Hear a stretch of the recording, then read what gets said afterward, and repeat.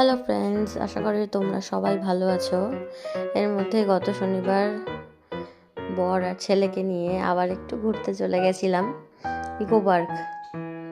যেহেতু ছেলে তেমন আটকানো থাকে ঘরে, বাইরে বেরোতে পারে না, তো সেই কারণে ইকো পার্কটা অনেকটা বড় জায়গা, খোলামেলা। তো আমরা ভাবলাম যে ওকে নিয়েই আমরা একটু ঘুরে আসি, ওখানে একটু খেলারও জায়গা পাবে। জন প্রতি আমাদের 30 টাকা করে টিকিট নিয়েছিল, তো দুজনের 60 টাকা। আমরা 3 নম্বর গেট দিয়ে ঢুকেছিলাম, কারণ আমরা বাইক নিয়ে যেহেতু এসছিলাম, তো বাইকের জন্য পার্কিংয়ের যে প্লেসটা সেটা একমাত্র 3 নম্বর গেটেই রয়েছে। বাকি 1 থেকে 6-এর মধ্যে কিন্তু অন্য কোনো গেটে নেই। এরপরে সেই দেখো শুরু হয়ে গেছে, বলে না ঢেকি স্বর্গে গিয়েও ধান মানে। আমার অবস্থাটা হচ্ছে সেই, যেখানেই যাব একটা টিফিন বক্স আমার সাথে থাকবে, ছেলেকে খাওয়াতে হবে।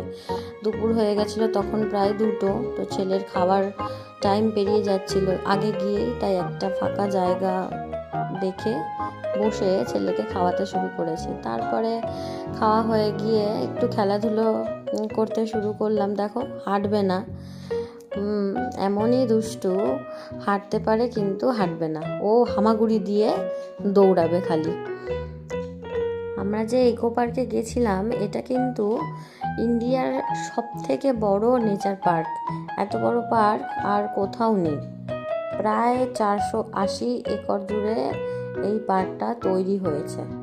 এই পার্কের মাঝখানে একটা অনেক বড় লেক আছে, আর এই লেকটাকে ঘিরেই কিন্তু পুরো পার্কটা একেবারে প্রাকৃতিক সৌন্দর্যে একেবারে ভরপুর। এই দেখো, এটা হচ্ছে রেন ফরেস্ট। প্রাকৃতিক গাছপালা থাকলেও সেখানে কিন্তু সুন্দর অপ্রাকৃতিকভাবে আবার বৃষ্টি তৈরি করেছে। চারিদিকে সুন্দর সুন্দর ফুল গাছ, নানা ধরনের। এখানে রয়েছে 7 ওয়ান্ডার্স, জাপানি forest, butterfly garden, boating, herbal garden, bamboo garden, বাচ্চাদের জন্য নানা ধরনের রাইডস, সাইক্লিং আর ফুড কোর্ট তো আছে বটেই। আবার তার সাথে রয়েছে চিলড্রেন পার্ক। আমার ছেলে এত বড় জায়গা পেয়ে একেবারে পাগলের মতন ছোটাছুটি করছে, সে তো মোটেও হাঁটবে না। এই কি অবস্থা।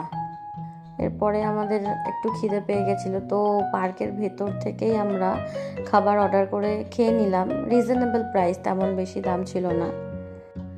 যারা দূর থেকে আসছেন তারা মূলত বিধাননগর স্টেশনে নেমে সেখান থেকে সল্ট লেকে গিয়ে, তো সেখান থেকে আপনারা খুব সহজেই অটো বা বাস ধরে এই নিউ টাউনের পার্কটিতে চলে আসতে পারেন। যেহেতু সিজন চলে গেছে, হালকা গরমও পড়ে গেছে, তাই পার্কটা অনেকটাই ফাঁকা। কিন্তু শীতকালে এখানে অসম্ভব ভিড় থাকে, মানে দাঁড়ানোর জায়গা থাকে না। এরপর আস্তে আস্তে বেলা গড়িয়ে গেল, আমরা ঘুরে বাইরের দিকে চলে আসলাম। এসে আমরা যথারীতি বাইক নিয়ে আমাদের বাড়ির পথে রওনা দিলাম। সূর্য তখন নিচের দিকে নেমে এসছে। তো যেহেতু আমরা একটু তাড়াতাড়ি বেরিয়ে পড়েছিলাম, তাই আর বাড়িতে না গিয়ে সোজা আমার মায়ের কাছে চলে গেলাম। তো সেখান থেকে বাড়ি ফিরে আমাদের রাত হয়ে গেল।